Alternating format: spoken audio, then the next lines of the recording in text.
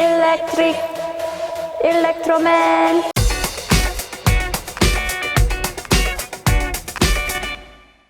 안녕하세요. It's okay. 민성입니다. 오늘은 제가 어떤 오케이를 할 거냐면요. 바로 이 노트북을 리뷰할 건데요. 바로 TG&Co와 이마트가 콜라보를 해서 만든 노트북입니다. 이게 가성비가 엄청 넘치는 제품으로 이미 유명하더라고요. 과연 정말로 소문대로 가성비가 그렇게 넘치는 제품인지 제가 한번 뜯어보도록 하겠습니다.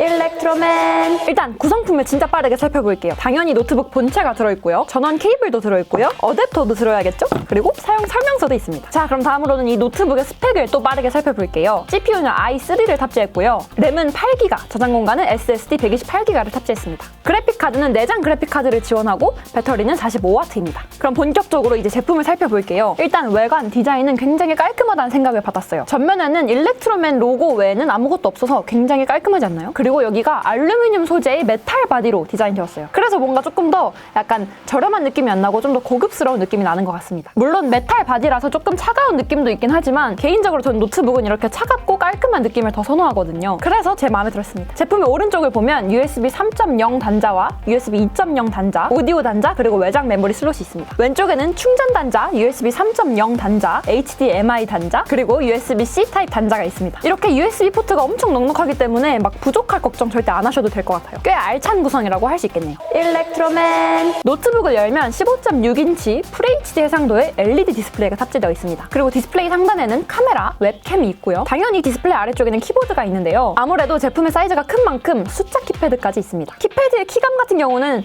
다른 노트북과 크게 다르지 않고 그냥 평범한 키감인데요. 소음 역시 막 아예 안 들린다까지는 아니지만 그래도 그렇게 거슬리는 정도는 아니었어요.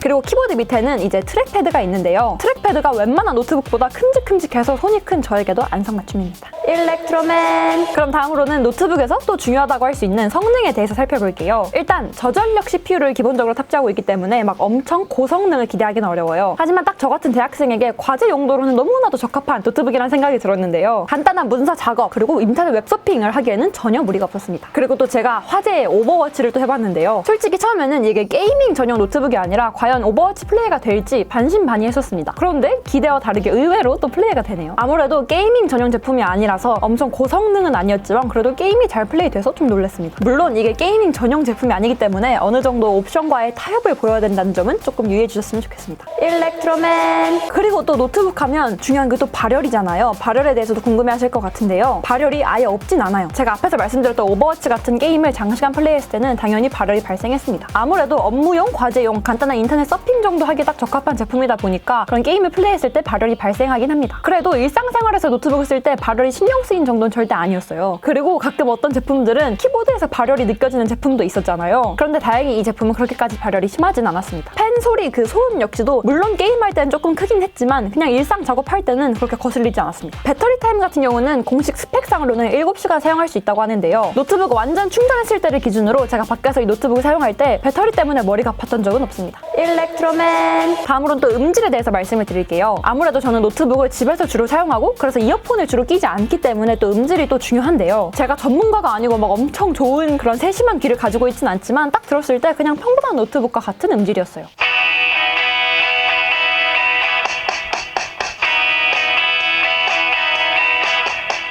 자, 그럼 또 화질에 대해서 말씀을 드릴게요. 역시나 저는 막 그렇게 전문가의 눈을 가지고 있지는 않기 때문에 막 엄청난 디테일하게 말씀을 드릴 수는 없습니다. 하지만 영상 보기에 전혀 무리가 없는 화질이었어요. 그냥 일반 노트북 정도의 화질이라고 생각하시면 됩니다. 일렉트로맨. 이제 또 엄청 또 중요한 가격에 대해서 말씀을 드려야 할 것 같은데요. 제가 가성비 좋은 노트북이라고 말씀드렸다시피 가격이 착합니다. 가격은 69만 9천 원입니다. 솔직히 성능이라든지 뭐 발열, 뭐 이런 여러 가지 정도로 생각을 했을 때 60만 원대 후반이면 정말 합리적인 제품이라고 생각을 해요. 그리고 이 일렉트로맨 노트북 같은 경우는 TG3부에서 AS를 받을 수 있다는 점 역시 또 한 강점인데요. 보통 저렴한 노트북이면 AS 한 번 받기 어렵겠지라고 생각을 하셨죠. 그렇지만 이 제품은 TG3부에서 정식으로 AS 서비스를 받을 수 있으니까 간편할 것 같습니다. 자, 그럼 오늘도 이 제품에 대한 결론을 말씀드릴게요. 일단 게이밍 전용 제품이 아니니까 당연히 막 엄청난 고성능을 기대하지 못하는 건 사실입니다. 하지만 가격, 착한 가격을 생각한다면 60만 원대 후반 정도면 이 정도 성능이면 나쁘지 않다고 생각을 해요. 그래서 저는 게임을 주로 하시는 분들보다는 간단한 인터넷 서핑, 문서 작업, 넷플릭스 감상 정도로 하시는 대학생 분들께 괜찮은 선택지라고 생각을 해요.